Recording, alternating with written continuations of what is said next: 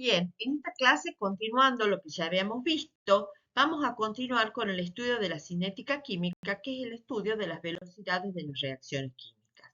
Como ya hemos visto entonces la relación, hemos llegado hasta acá en un punto donde ya podemos, a partir de la cinética química, interpretar por qué una reacción se produce y por qué otra no.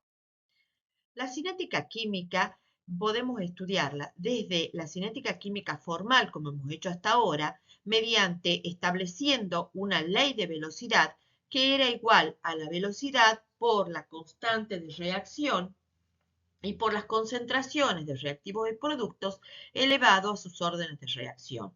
Hemos visto también, en lo que se refiere a la parte empírica, hemos desarrollado los mecanismos y el orden de reacción, los diferentes métodos experimentales para medirlos y cómo interpretamos la salida de esos valores de los métodos experimentales. Un segundo aspecto que vamos a ver ahora es la cinética es poder interpretar esas leyes empíricas, fundamentalmente la variación de la constante de velocidad con la temperatura, a partir de las propiedades de las moléculas que forman parte de la reacción y por ello toman el nombre de cinética molecular, donde desarrollaremos las teorías más importantes de la cinética química. Un tercer aspecto que veremos entonces también, que no vamos a profundizar en este curso, sino lo verán los chicos que van a estudiar química en cursos superiores, el mecanismo de reacciones complejas. Pero antes de entrar a las teorías, veremos un hecho fundamental que hace a los tres aspectos antes mencionados y es el efecto de la temperatura sobre la constante de velocidad. La temperatura afecta de manera significativa en la mayoría de las reacciones químicas. En general, es posible observar comportamientos que dependen del tipo de sistemas en particular que se estudie. Por ejemplo, en general, estos ejemplos que vemos acá, donde mencionamos la hidrólisis del etonato de metilo con 10 grados de delta de temperatura, de aumento de temperatura, la relación de sus constantes de velocidad aumenta en un factor 1,82, para el mismo delta de T, para la hidrólisis de la sacarosa aumenta en 4,13 y para un delta de T de 162 en la descomposición del acetaldehído, esa relación de factores aumenta en 450.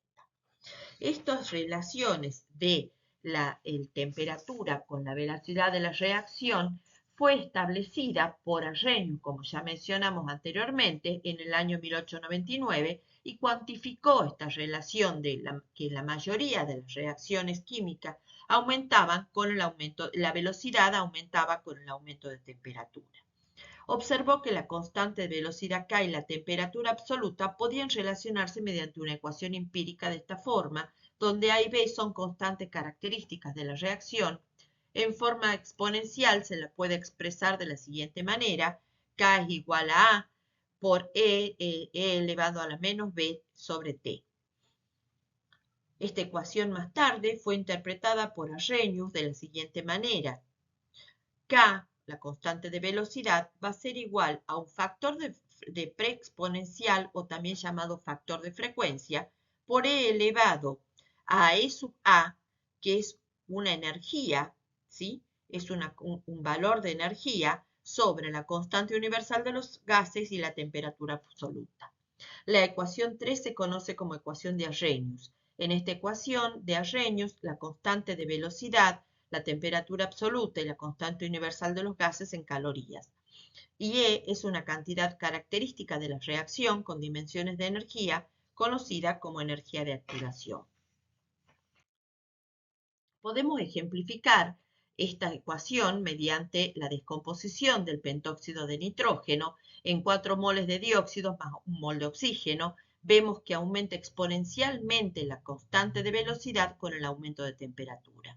Otra cosa que podemos ver son las unidades de K, que están en segundo a la menos 1. Como ya hemos estudiado en la clase anterior, si la constante de velocidad tiene esas dimensiones, quiere decir que la reacción es de primer orden. Y si la constante de velocidad tiene esas unidades, quiere decir que A también tiene esas unidades. Podemos observar que si aumenta la temperatura, aumenta la constante de velocidad. A valores crecientes del factor preexponencial, también aumenta la constante de velocidad. y a valores crecientes de la energía de activación hay una disminución de K. Podemos ver también las relaciones empíricas a través de la ecuación de Arrhenius con el ejemplo de la disociación del yoduro de hidrógeno. Tomando logaritmo en ambos miembros, podemos observar que si graficamos el logaritmo de K en función de 1 sobre T, de la pendiente vamos a sacar la energía de activación y del ordenador de origen podemos sacar el factor preexponencial. Podemos trabajar con logaritmos neperianos o con logaritmos decimal, siempre y cuando se conserve la traducción del logaritmo neperiano en decimal a través de esta constante. Si se representa, entonces, se obtiene la recta de pendiente negativa, por lo tanto, la energía de activación siempre es positiva. De la ordenada al origen ya sabemos que obtenemos los valores de A, donde las unidades son las mismas del orden de reacción. Siempre es positivo, hemos dicho, la energía de activación, ya que la pendiente es negativa, y esto nos dice que K aumenta con la temperatura y disminuye con un aumento de la energía de activación. A su vez, si nosotros trabajamos de nuevo con la ecuación de Arrhenius y tomamos logaritmo en ambos miembros, derivando esta ecuación 4 con respecto a t, obtenemos que la derivada del logaritmo neperiano de la constante de velocidad con respecto a la temperatura va a ser igual a la energía de activación sobre RT cuadrado. Ahora, si nosotros vemos que integrando la ecuación esta 5 entre T1 y T2 y considerando que la energía de activación no varía con la temperatura, entonces obtenemos una relación desde la cual podemos encontrar la constante de velocidad a otra temperatura, conociendo su constante de velocidad a una temperatura predeterminada, y además, si conocemos estas relaciones, también podemos graficar y conocer la energía de activación.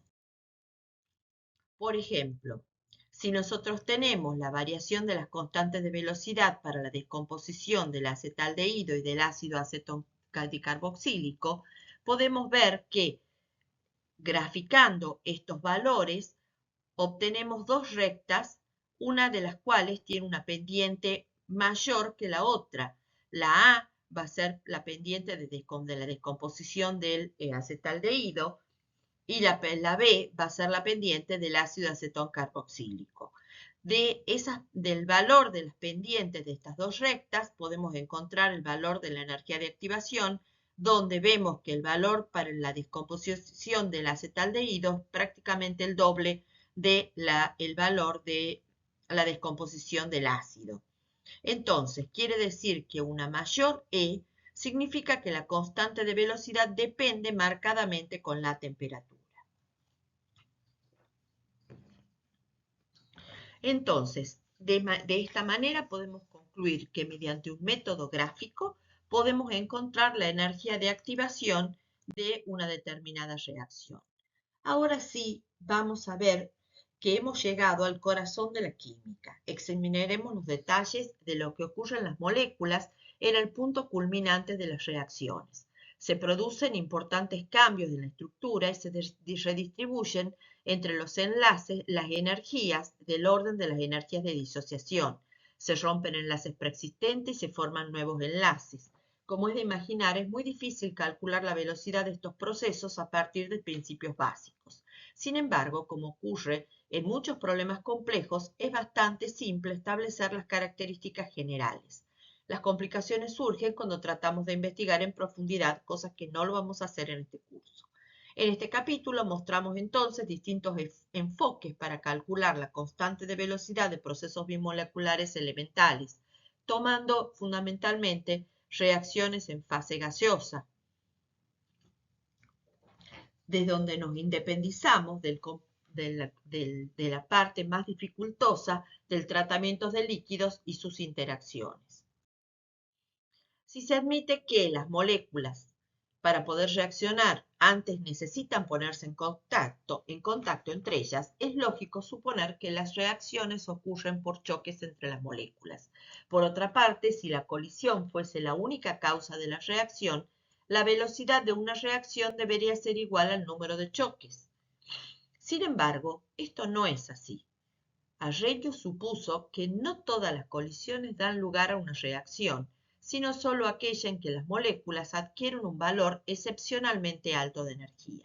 Las moléculas deben ser activadas antes que reacciones, es decir, de todas las colisiones entre reactivos, solo una fracción de ellas va a dar lugar a una reacción química. Para ello, entonces, usamos la ley de distribución molecular de Maxwell y Boltzmann, donde nos dicen que Ni es igual a N0 por E elevado a la menos E sub A sobre RT, donde Ni es el número de moléculas activadas por unidad de volumen. N0 es el número total de moléculas por unidad de volumen y E sub A es la energía de activación.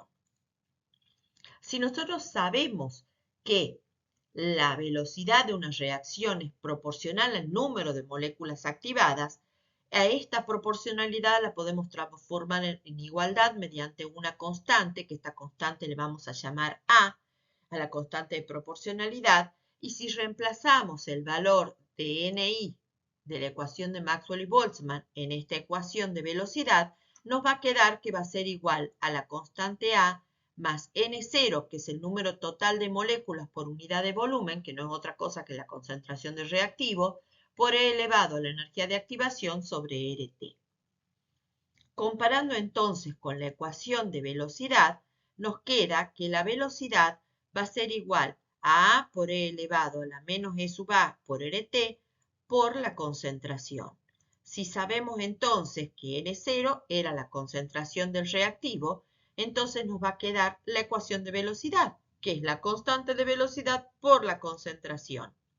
Y si despejamos la constante de acá, igualamos estas dos ecuaciones de velocidad, nos queda que la constante de velocidad va a ser igual a una constante A por E elevado a la menos energía de activación sobre RT.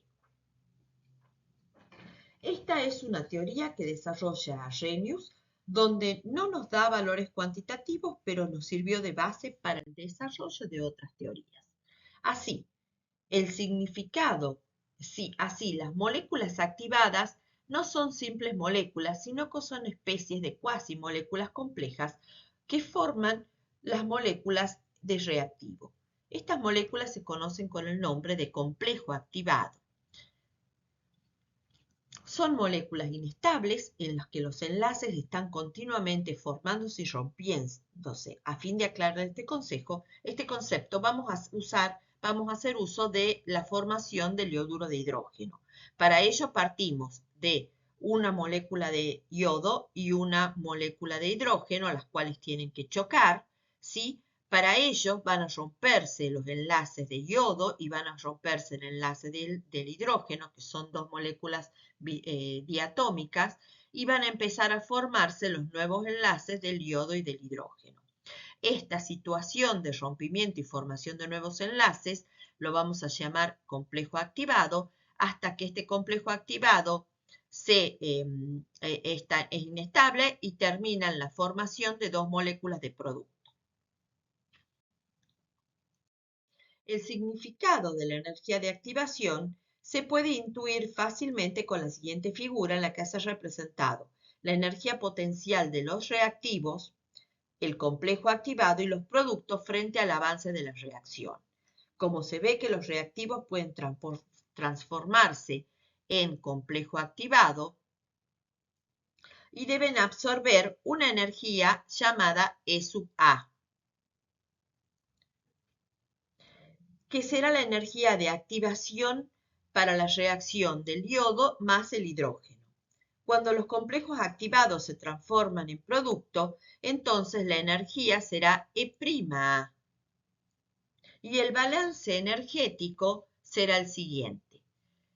Los productos hidrógeno más yodo van a formar primero el complejo activado, que se encuentra acá, ¿sí? Con un delta de E1 que vamos a llamar igual a energía de activación, o sea que corresponde a esta línea. A su vez, la descomposición de este complejo activado para dar dos moléculas de producto lo van a hacer mediante un delta de E2 igual a menos E'A. El balance total de la reacción va a ser delta de E va a ser igual a delta D1 más delta D2 y va a ser delta D, va a ser la energía de activación de la formación del complejo activado menos la energía prima de la formación de las moléculas del producto.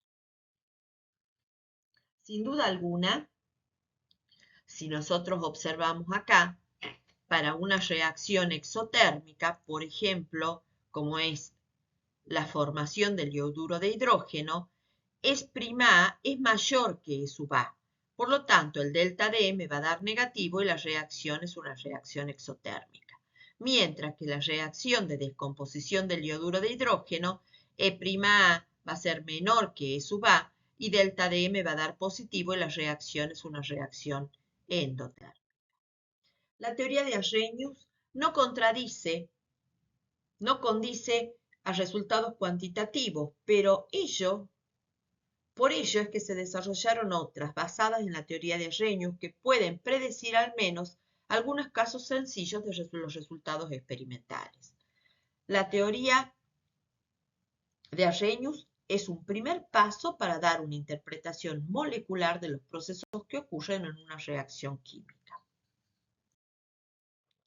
Sin duda, las reacciones en fase líquidas han sido las más investigadas desde un punto de vista experimental, ya que las técnicas de medida son mucho más sencillas que las reacciones en fase gaseosa, pero son dificultosas desde el punto de vista molecular, no solo por el estado del líquido mismo, sino también por las interacciones entre entre los reactivos y el solvente que los contiene. Estas interacciones reactivo-solvente y demás llevan a que se acompleje aún más el estudio molecular de la cinética de reacción. Es por ello que el estudio se basará, que presentamos en este curso, solamente en reacciones bimoleculares en fase gaseosa, que son las más sencillas a tratar. Vamos a suponer lo siguiente. La reacción se produce por choques entre las moléculas. Solo son eficaces las colisiones cuya energía sea superior a cierto valor. En el momento del choque, las moléculas deben tener una orientación determinada. Esto significa que vamos a considerar que para que se produzca una reacción, las moléculas tienen que chocar, debe haber una energía superior a cierto valor a vencer y debe haber una orientación determinada. Vamos a empezar viendo la primera hipótesis. Consideremos ahora solamente la reacción que una reacción A más B para dar producto se produce solamente por los choques, considerando el choque de las moléculas.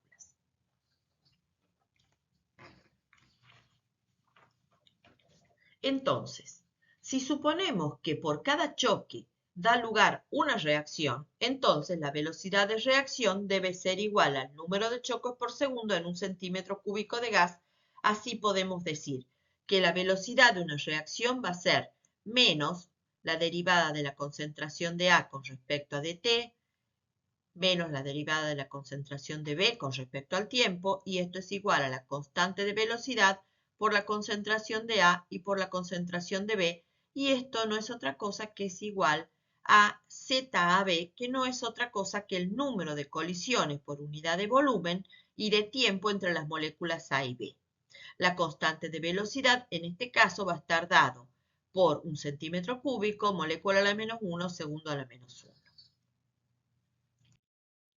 Ahora bien, si recordamos de la teoría cinética de los gases que hemos estudiado, ¿se acuerdan en el tema 1?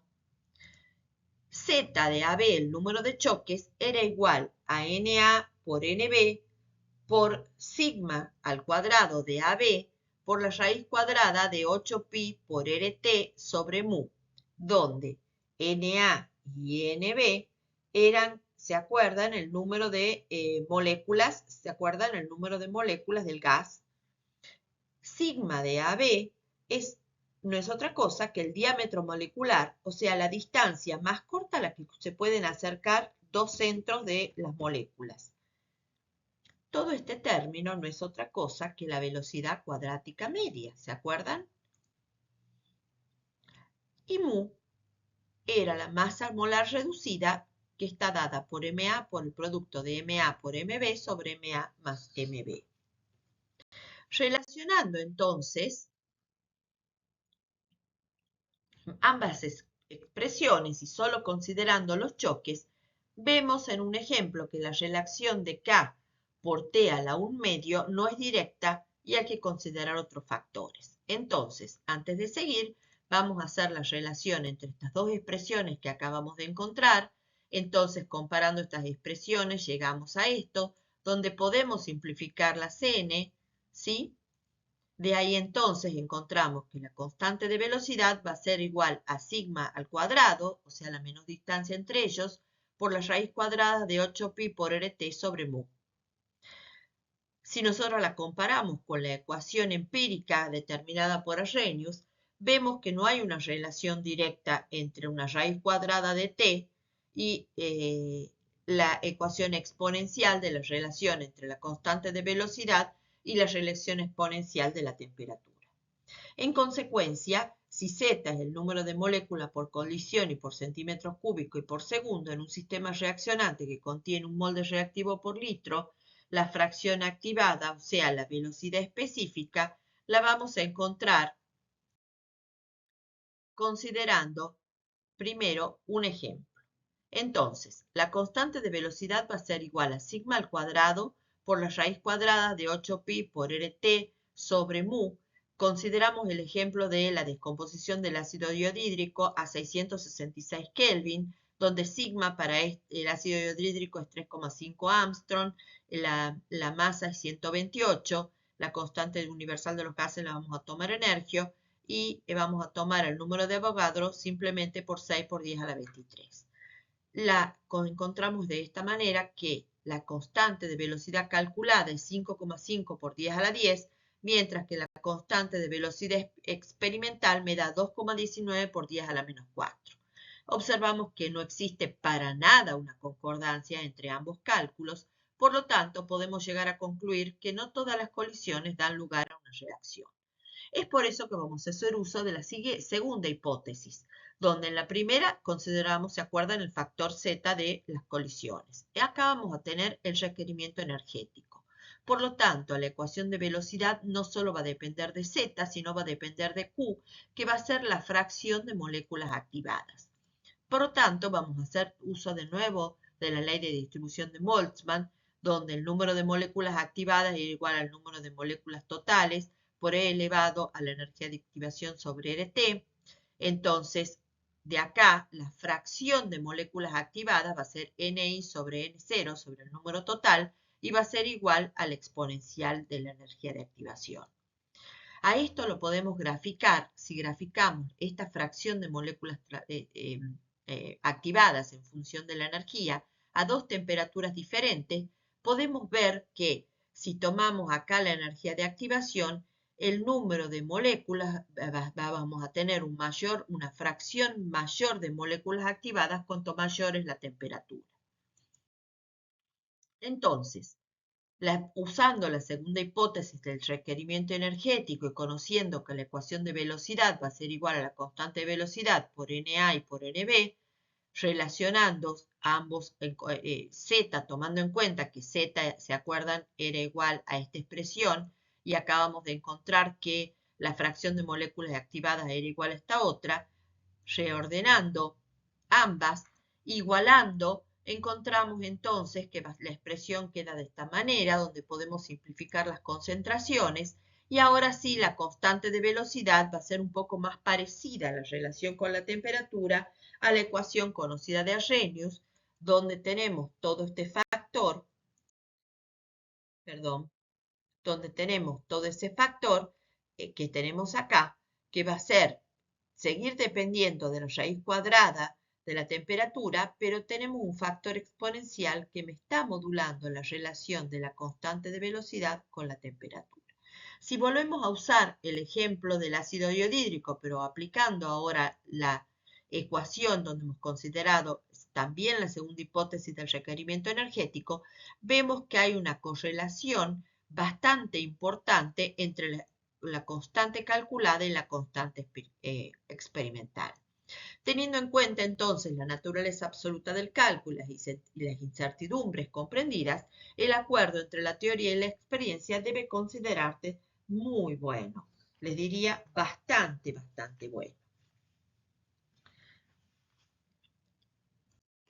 Ahora bien, considerando estas teorías de las colisiones y comparando con la ecuación de Arrhenius viene dada mediante expresión, podemos entonces tomar en cuenta y relacionar que todo este término con este factor preexponencial o factor de frecuencia, donde, según esta teoría, este factor exponencial estaba determinado previamente, ¿se acuerdan? Por la ecuación de Arrhenius. Y nos dice que no todas las colisiones son energéticamente favorables para dar lugar a una reacción química. Y la relación entre la constante de velocidad y la temperatura concuerda con la ecuación de Arrhenius. Por lo tanto, considerando la primera y la segunda hipótesis, nos faltaría una tercera hipótesis que habíamos considerado, que era la efectividad de los choques, ¿se acuerdan? Donde vamos a introducir en la ecuación de velocidad un factor P llamado factor estérico o factor de probabilidad de la fracción de colisiones con la orientación adecuada para dar la reacción química. O sea, volvemos al ejemplo del ácido iodídrico, teníamos las dos moléculas, se produce el choque entre ellas, si ese choque es efectivo, nos van a dar los productos. Si ese choque no tiene una orientación efectiva, van a volver de nuevo a los reactivos como eran originalmente. Para que la reacción ocurra, por lo tanto, debe haber una orientación determinada para que pueda ocurrir.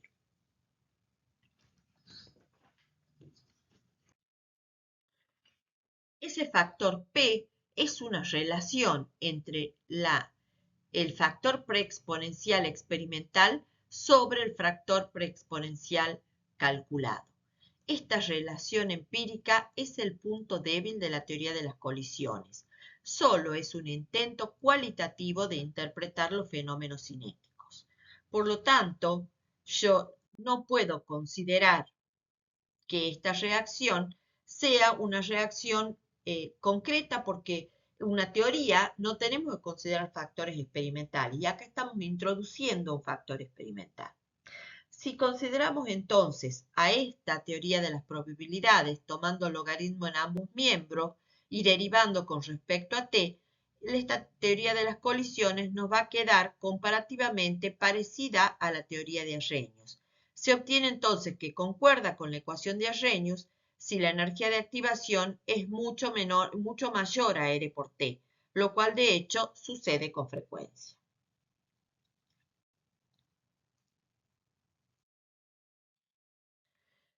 Por lo tanto, vamos a considerar la segunda teoría que me habla, que es la teoría desarrollada por Eyring y colaboradores, conocida como teoría del estado de transición.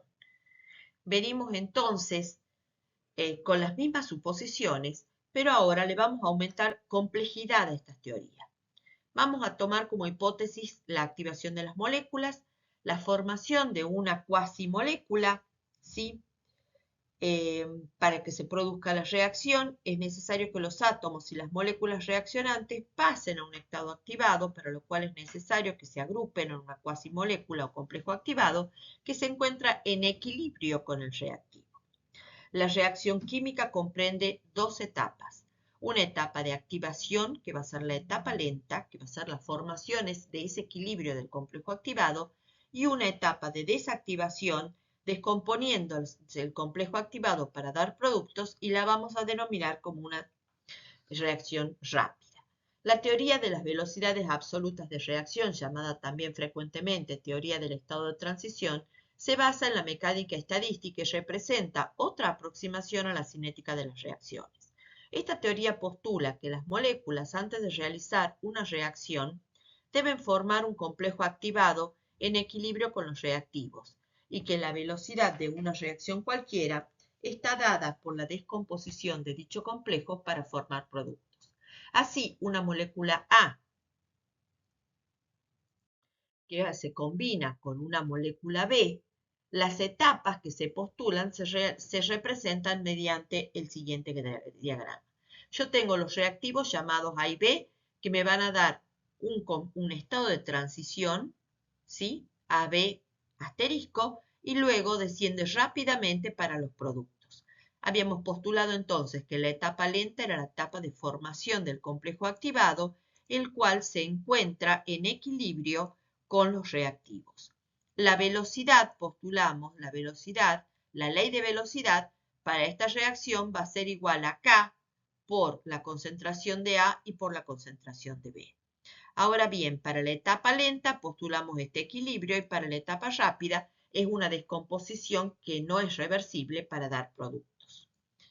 Entonces, para la etapa de este equilibrio podemos postular la constante de equilibrio de formación del complejo activado que va a estar dado por la concentración del complejo activado sobre la concentración de los reactivos A y B. Si de ahí despejamos la concentración de complejo activado, nos va a quedar la constante de equilibrio por las concentraciones de reactivos. A su vez, sabemos que la velocidad de una reacción es directamente proporcional a la concentración. Por lo tanto, podemos de acá postular que la velocidad de esa reacción va a estar dada por la concentración del complejo activado por una constante, o sea, para transformar la proporcionalidad en una igualdad necesitamos poner una constante. Esta constante, si reemplazamos la concentración entonces del complejo activado y la reemplazamos acá, la velocidad de reacción va a estar dada por la constante de equilibrio del complejo activado, por la concentración de los reactivos y por ni, que vamos a denominar frecuencia del movimiento vibracional en la dirección de la coordenada de reacción. Veamos qué significa esto ahora. Si nosotros tenemos la reacción de A que choca con la molécula BC para darme los productos AB y C, ese choque se produce en la dirección del enlace BC y ese enlace BC está vibrando como un resorte. Bien, la dirección favorable para el choque es la dirección de los núcleos BC, donde el acercamiento de A va a ser en esa dirección. Por lo tanto, considerando el principio de equipartición de la energía, podemos saber que por cada grado de libertad contribuye a la energía un medio de R por T sobre N, donde para el movimiento vibracional consideramos 2 grados de libertad, por lo tanto la contribución va a ser R por T sobre N. Por lo tanto, que para el modo de vibración BC vamos a considerar solamente RT sobre N y esta energía de vibración va a ser igual a una constante H por esa frecuencia de vibración ni. Despejando la frecuencia de vibración en esta igualación, nos va a quedar que va a ser igual a la constante universal de los gases por la temperatura absoluta sobre el número de Avogadro y una constante H. Esa constante H ya la habíamos calculado, ¿se acuerdan? A partir en el tema 1, ¿se acuerdan? En el tema de gases, y no es otra cosa que la constante de Planck.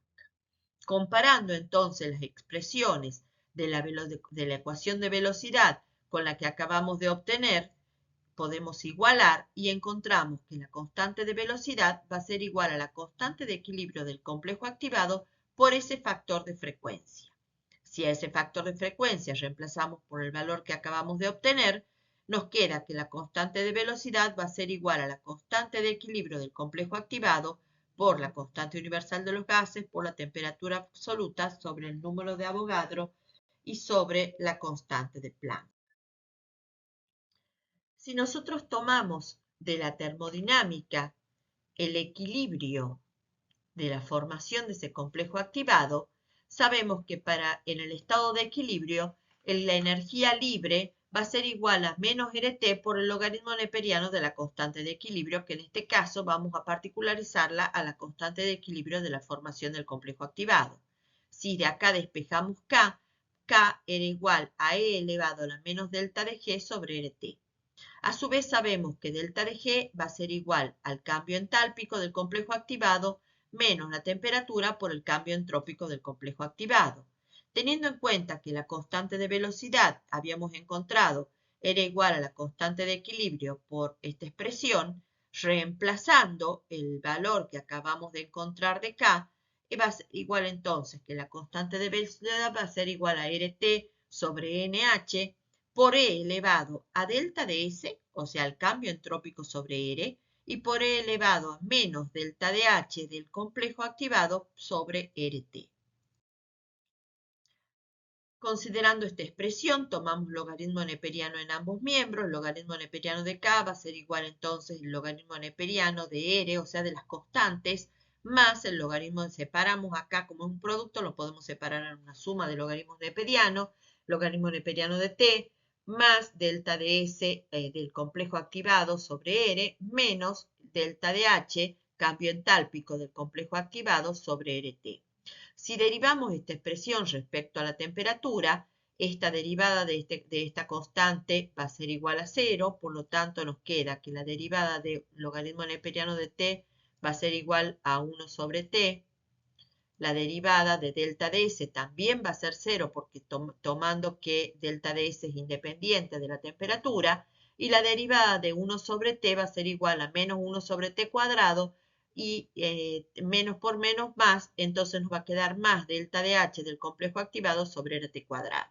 Sacando factor común RT cuadrado, nos va a quedar esto igual a RT más el delta de H del complejo activado sobre RT cuadrado. Si comparamos esta expresión que acabamos de obtener para el estado de transición con la derivada de la ecuación de Arrhenius, que era igual a la energía de activación sobre RT cuadrado, podemos igualar estas dos expresiones y nos queda que la energía de activación por sobre RT cuadrado va a ser igual a RT más delta de H del complejo activado sobre RT cuadrado. Simplificando los denominadores, nos queda que la energía de activación lo podemos calcular a través del cambio de los valores del cambio entálpico del complejo activado. O si conocemos esto, podemos calcular la energía de activación. En realidad, si conocemos la energía de activación, podemos calcular el cambio entálpico del complejo activado. Ahora, a su vez, estableciendo las relaciones entonces termodinámicas, podemos despejar delta de H de acá, reemplazando acá nos va a quedar que K, la constante de velocidad, va a ser igual a esta expresión, tomando entonces este valor por el de delta de H, nos va a quedar esta expresión, separando esta expresión, nos va a quedar igual que K va a ser igual a E por RT sobre NH por E elevado al cambio entrópico por E elevado a menos la energía de activación sobre RT. Esta última expresión, si nosotros comparamos con la teoría de las colisiones, considerando todas las tres hipótesis, o sea, la del choque, la de la energía de activación de las moléculas y la activación de las moléculas y de la orientación efectiva, podemos observar que en general el cambio entrópico es negativo, ya que las moléculas del reactivo se agrupan en el estado de transición con una pérdida de libertad. Este concepto, además de P relacionado con el cambio entrópico, es mucho más preciso que el que manejábamos en las teorías de las colisiones. Por lo tanto, los valores de las propiedades termodinámicas del complejo activado no se pueden obtener por medición directa, dada su transitoriedad, o sea, es demasiado inestable. Sí podemos calcular el delta de S, el delta de H y el delta de G. Ya habíamos establecido que a través de la ecuación de la energía de activación podíamos calcular el cambio entálpico. Si tenemos el cambio entálpico, con la ecuación de velocidad podemos calcular el cambio entrópico. Teniendo el cambio entálpico y el cambio entrópico, podemos calcular el cambio de la energía libre del complejo activado. Por lo tanto, reordenando, partíamos de una teoría de Arrhenius, que era una ecuación meramente empírica y cualitativa. Estábamos con la teoría de las colisiones, donde la falla fundamental de la teoría de colisiones era este factor P, que estaba introduciendo ahí un valor experimental, ¿se acuerdan? El factor preexponencial, que me hace que haga agua la teoría, donde no tiene que existir no nos tenemos que usar un valor experimental, y la teoría del estado de transición, donde sí ahora sí involucra y describe a través de la entropía ese factor preexponencial. Estos cambios en la energía de activación y su relación con la velocidad, como habíamos considerado, ¿se acuerdan? Cuando graficamos la fracción de moléculas activadas con respecto a la energía, donde podíamos calcular la fracción de moléculas activadas en el punto de la energía de activación. Esta energía de activación, si la tomamos en un nivel más alto, vamos a obtener una cantidad de población diferente según donde se la vaya tomando. A medida que vemos que es mayor la energía de activación, vamos a tener una fracción menor de moléculas que participan. Esto lo podemos subsanar con algún aditivo a la reacción de tal manera que permita que disminuya esa energía de activación. En el caso de las reacciones biológicas, lo que se usa para disminuir esa energía de activación se denomina enzima, donde podemos comparar acá el avance de reacción frente a la energía de la reacción, tanto para reactivos, complejo activado y productos. Podemos ver que es mucho mayor la energía de activación cuando no está presente la enzima a cuando está presente. Por lo tanto, podemos establecer que cualquier sustancia que modifica la velocidad de una reacción química sin que ella sufra alteraciones se denomina catalizador, y al fenómeno en sí se designa como catálisis. Hay dos tipos de catálisis: catálisis homogénea o catálisis heterogénea. La catálisis homogénea, el catalizador y los reactivos se encuentran en la misma fase, mientras que la catálisis heterogénea, ambos se pueden encontrar en fases diferentes. Esta catálisis homogénea es poco específica y la velocidad de reacción es una función de la concentración del catalizador. En cambio, la catálisis heterogénea es mucho más específica y la velocidad de reacción es función de la superficie del catalizador. Ese es un fenómeno de superficie. Si nosotros describimos un mecanismo general de catálisis, el efecto es muy notorio. Con pequeñas cantidades de catalizador se logran grandes aumentos en la velocidad de reacción. El catalizador interviene en el mecanismo de reacción. La concentración del catalizador se mantiene constante al finalizar la reacción y los parámetros termodinámicos no se modifican. No se modifica la constante de equilibrio ni tampoco el cambio entálpico de la reacción. Los catalizadores específicos dirigen la reacción hacia la obtención de determinados productos. Por ejemplo, yo tengo un sustrato, ese sustrato va a pasar por un estado de transición para llegar a los productos. Si yo tengo el catalizador, ese sustrato se une al catalizador, pero luego se obtiene el catalizador inalterado al final de la reacción. El catalizador entonces es aquella sustancia capaz de formar complejos activados de menor energía de activación.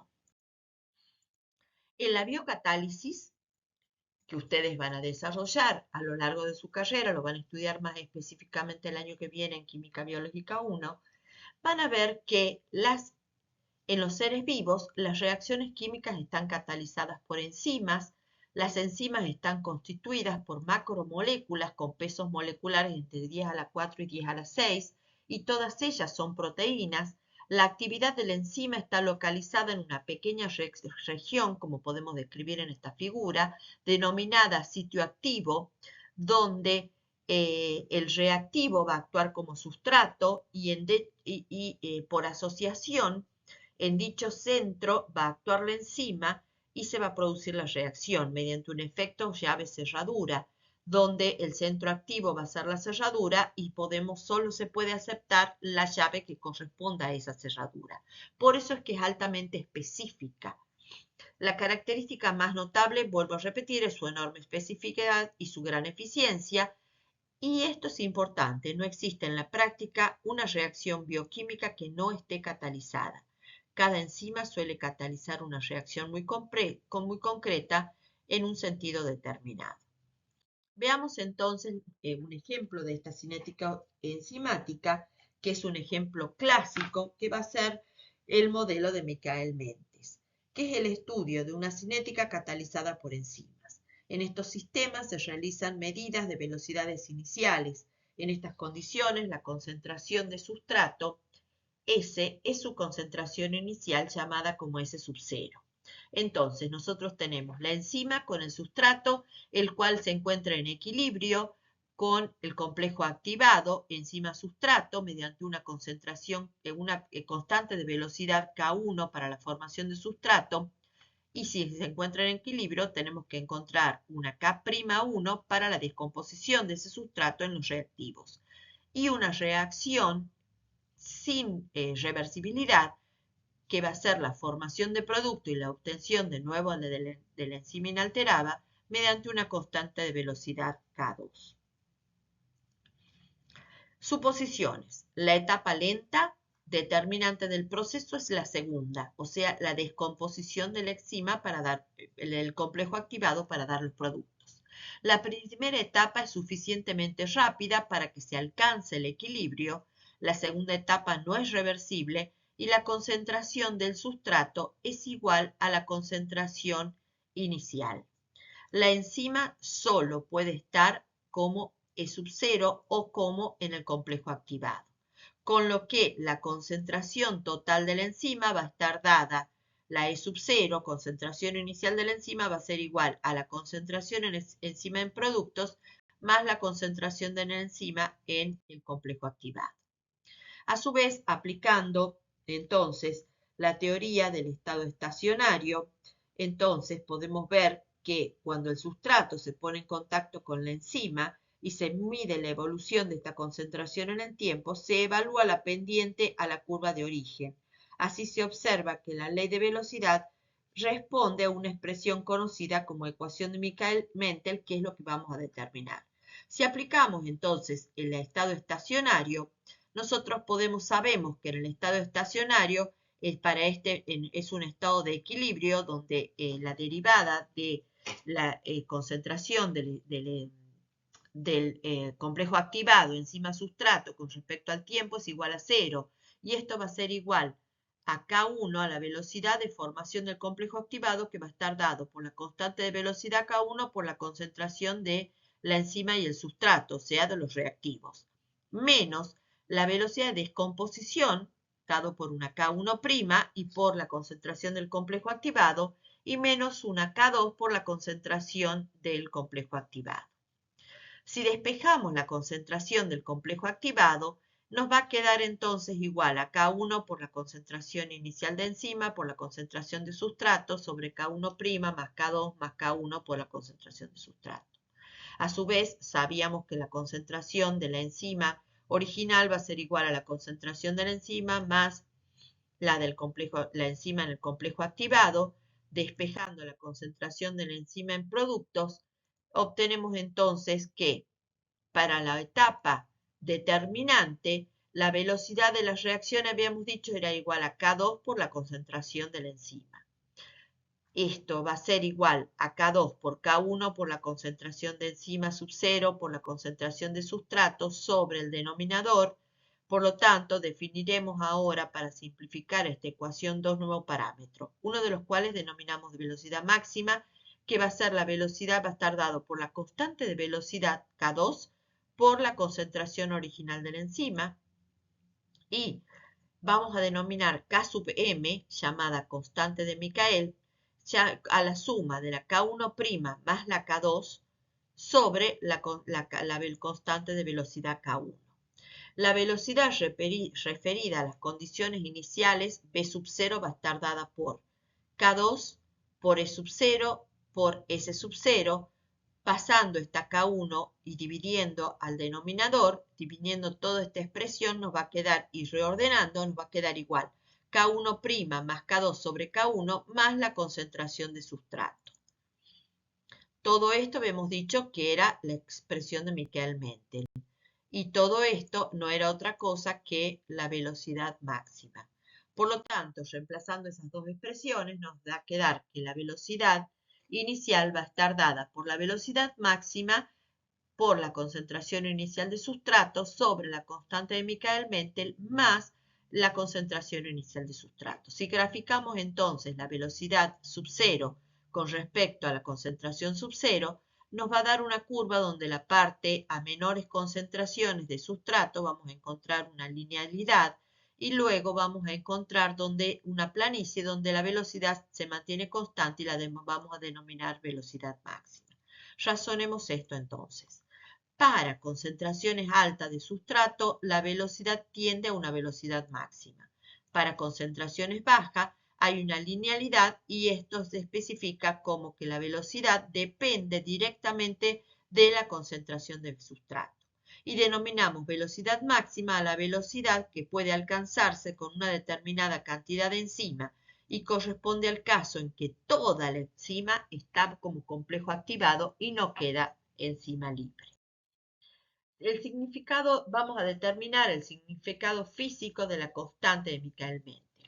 La constante de Michael-Mentel, según vemos en esta expresión, debe tener los mismos valores de la concentración de sustrato.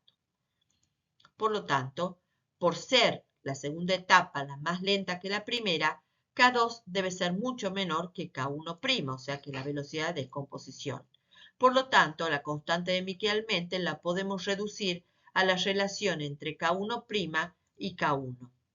Para este equilibrio, entonces, la constante de equilibrio de la disociación del complejo, la disociación del complejo va a ser esta parte, viendo solamente esta parte de la reacción, está dado por la velocidad K1 de descomposición y K1' de formación.